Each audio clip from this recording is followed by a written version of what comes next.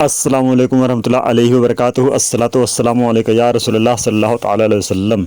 علامہ یعقوب بن اسحاق بہت ہی جلیل القدر عالم دین اور حق گو تھے۔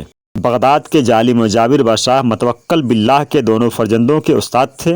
دربار شاہی میں آپ کی کافی عزت تھی، لوگ ادب و احترام کے ساتھ پیش آتے تھے۔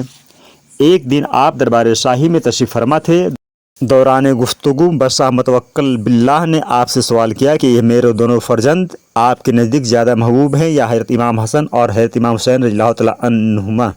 یہ سوال سنتے ہی علامہ یعقوب بن اسحاق کے اسلامی خون میں زلزلہ آ گیا اور انہوں نے غضبناک لہجہ میں کہا، اے متوکل، خدا کی قسم، میرے نزدیک امام حسن اور امام حسین تو بڑی بات ہے۔ امام حسن اور حسین کا ادنا غلام میرے نزدیک تجھ سے اور تیرے دونوں بیٹوں سے لاکھ درجے بہتر اور محبوب ہے۔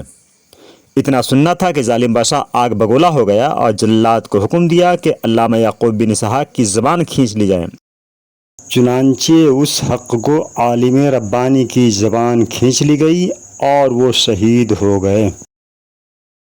برادران ملت، دیکھ لیا آپ نے کہ اپنی جان دے دی لیکن حق بات کہہ کر رہے۔ اسی لیے کسی شاعر نے کیا خوب ہی کہا ہے، مرد حق باطل کے سامنے مات کھا سکتا نہیں، سر کٹا سکتا ہے لیکن جھکا سکتا نہیں۔